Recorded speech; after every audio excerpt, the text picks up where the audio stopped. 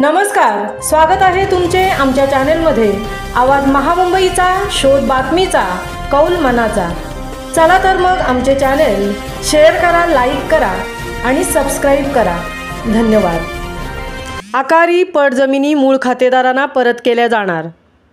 महाराष्ट्र जमीन महसूल संहितेतील सुधारणा विधेयक महाराष्ट्र जमीन महसूल संहिता 1966च्या कलम 220 मध्ये सुधारणा करण्यास गुरुवार दिनांक 2 जानेवारी रोजी झालेल्या मंत्रिमंडळ बैठकीत मान्यता देण्यात आली।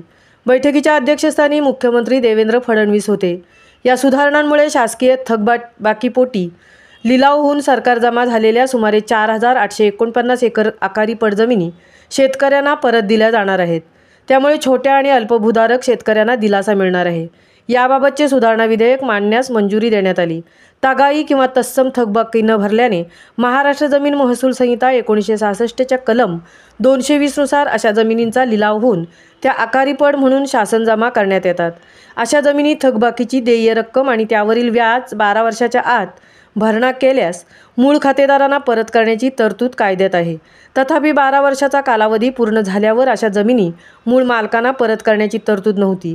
आता अशा जमिनी प्रचलित बाजार मूल्याच्या 25% रक्कम वसूल करून मूळ खातेदारांना किंवा त्यांच्या वारसांना परत करण्याची तरतूद महाराष्ट्र जमीन महसूल संहिता 1966च्या कलम 220 मध्ये करण्यास मंत्रिमंडळाने मान्यता दिली।